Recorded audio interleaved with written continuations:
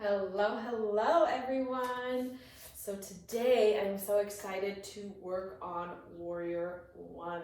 So there's a lot that comes into this pose, and I just really wanted to break it down so that we can make sure that our Warrior One is really feeling and moving like we really want to be. Like we're using all the muscles that are really meant to be engaged in this posture.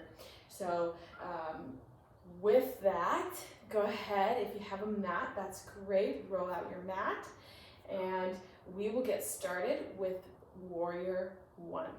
So we're going to start with your right leg forward. So step your right leg forward here into a lunge-like shape. Knee can be just slightly bent maybe.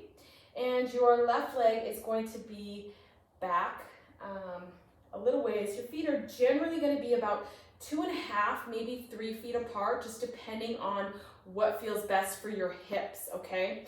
Because Warrior One is a square hip pose, meaning that your hips are facing the front of the room. And so as you can see, my front knee is straight here, and it's really easy for me to turn my hips. Now I'm going to bend my knee, and I still can turn my hips, but it's a little bit more challenging. It just brings in a little bit of ease if you have that front knee straight first. So front toes are pointed towards the front of the room, okay? Back toes are going to be pointed towards the side of your mat at about a 45-degree angle. Your back foot's about 45 degrees, okay?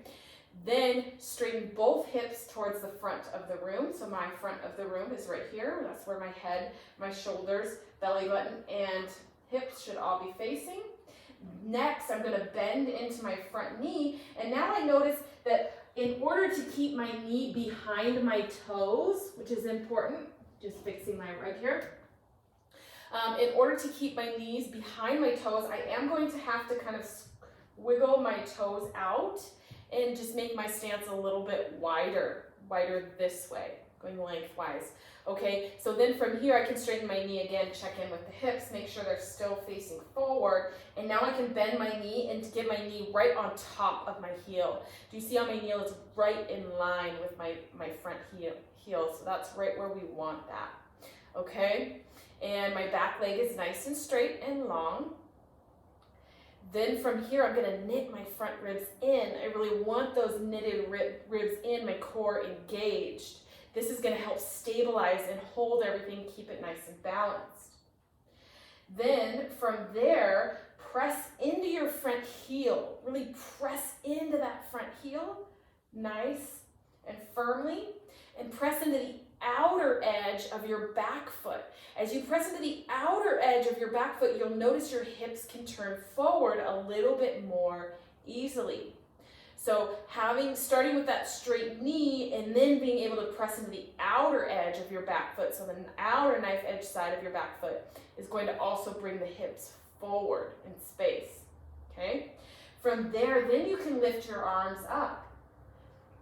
Now notice this is a lot happening. This is a lot here. With your arms lifted up, we really want to imagine that you have a block or something in between your forearms, and you're really squeezing your forearms together. Another way that I've heard this described is spark your fingers, so your fingers are nice and sparked, and then turn pinkies in towards each other. Okay, really drawing the pinkies towards one another. This is really going to keep the arms nice and engaged. You want your arms nice and straight up overhead as best you can. Core is engaged, pressing into the outer knife edge side of your back foot and the heel of your front foot. Core is nice and active. Good. Then, once you can get all of that down, now I want you to once again press down into that front heel. Press down into the outer edge of your back foot. And now imagine you're drawing those two together. This is going to engage your thighs in a new way. See how that feels. Good. So we've got all of this. Knee is right over the heel, pressing into your front heel. Back foot is a 45-degree angle, pressing into the outer edge. Then you're drawing your feet together energetically. Just feel that engagement. Hips are to the front of the room. Core is engaged. Then arms go up, fingers sparked, and pinkies reach toward one another. They're not touch, they don't have to touch, they can, but they don't have to. They can be shoulder width apart, but just nice and engaged, long, strong arms. Good, so there's a lot happening with this warrior one, and a lot of the time, again, we're just kind of, like we talked about in mountain pose, we're just kind of standing here, kind of loose and relaxed. We want to be that strong, strong warrior. That's the mantra here. I am strong.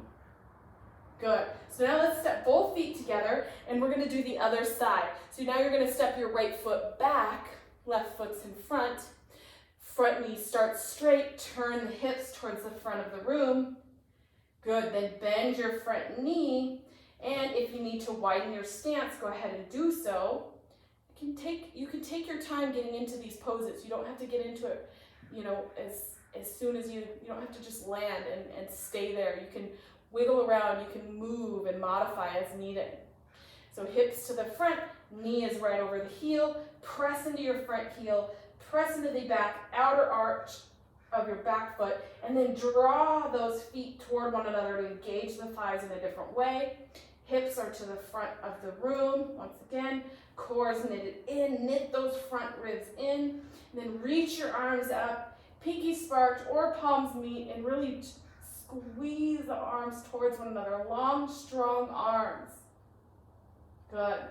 Now, one thing I want to talk about with warrior one is you have two options with the feet.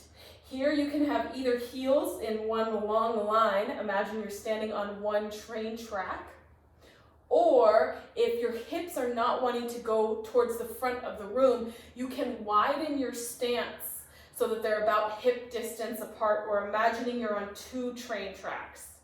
Okay, so it's perfectly fine to have the feet a little bit wider, hip distance, as long as your hips are toward the front of the room.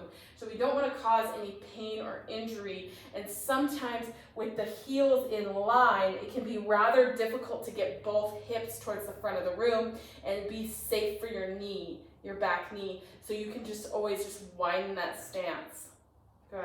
So nice stance here, and I'm going to step back just a little bit so my front knee doesn't cross my toe. So my feet are hip distance apart. Front knee right over the heel, press into your front knee, press into the back outer arch, draw those together. Good, hips are to the front, core's engaged, arms up, long and strong, reach, and really squeeze your arms, use your muscles. Good, and let's take 2 deep breaths. One more. Good, now step your feet together. And maybe give it a nice little shake out. So this is a warrior one pose. I would love to hear if that was helpful, or if you learned anything new about a warrior one and what we're doing there, or what we want out of the pose. It is one of my very favorites, and I love to use that mantra in warrior one. I am strong. You really do feel so strong, especially when you draw those feet together. When you start to draw those feet together, your base and your foundation gets so much strength. So I really hope that you enjoyed this video and you enjoy your warrior ones. And please let me know, number one, if you learned anything new. And number two, if there's any other poses you'd really like to learn, I am going to be doing these kind of one pose at a time, and just workshopping them with you guys on here on Traditional Healing and Spiritual Wellness Group. So I am excited to see you again soon, and I hope you have a most wonderful day.